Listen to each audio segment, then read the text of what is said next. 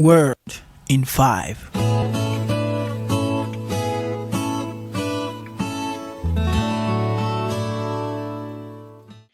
As a young Christian, I had the privilege of a man who told me to read Proverbs.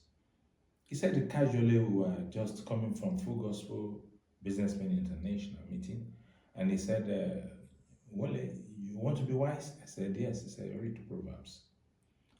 So I read Proverbs, and it's a discipline that I've continued all through. I'm advising you, read Proverbs.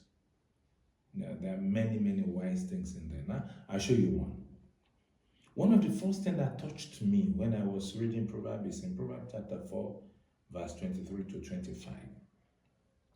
It said, keep your heart with all diligence, for out of it springs the issues of life. Put away from you a deceitful mouth, and put perverse lips far from you. Let your eyes look straight ahead, and your eyelids look right before you. I read it again. I've been back at this scripture, I can't count how many times. It says, keep your heart with all diligence, for out of your heart flows, out of it spring forth issues of life. The issues of life are many, and the Bible is saying your heart is the source.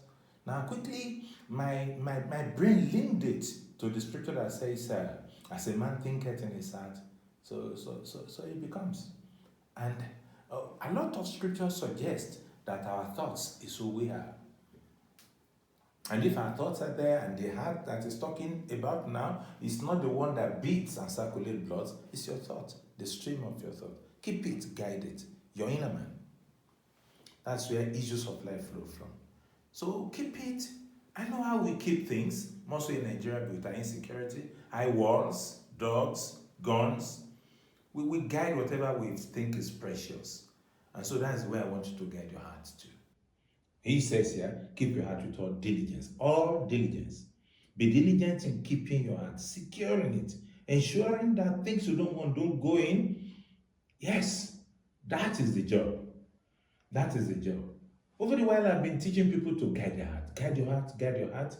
And one young man asked me one day, how do you do that? I said, listen to that same scripture. Listen to the scripture. Number 1, put away from you a deceitful mouth. Put it away from you. Don't deceive anybody, and don't let a deceiver get close to you. Put perverse lips far from you. Mind who you hear. Mind who you listen to. It's not just perverse. If somebody is in the habit of telling you you are no good, please stay away from them. Because if they tell you you are no good for long enough, your heart will believe. If your heart believes, you become no good. I'll go over it again. If you stay close to somebody who is pulling you down with his mouth or her mouth consistently, you will amount to nothing. Men can use their mouth to reduce you to nothing. But then your problem is, why are you listening to them? I respect mothers. I respect fathers. I respect seniors in the Lord. Yes, I do. That is if they're building you up. If all they have to say to you is something that belittles you, I say to you, even if you're little, if you have somebody who believes in you to be calling you big, you are going to become big. Because as your heart believes, so you become. So please guide your heart. Guide who you hear. Guide what you see. Be careful what movies you watch. Guide all the sources of information that builds up your heart. For as your heart is, so you are. And you don't need guard dogs. And you don't need high walls. You just need this skill that has saved people all through the ages, the ability to walk away.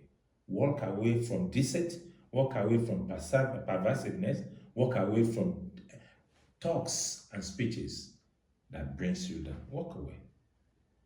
Go to places where you are built up, and then you'll be tall. God bless you.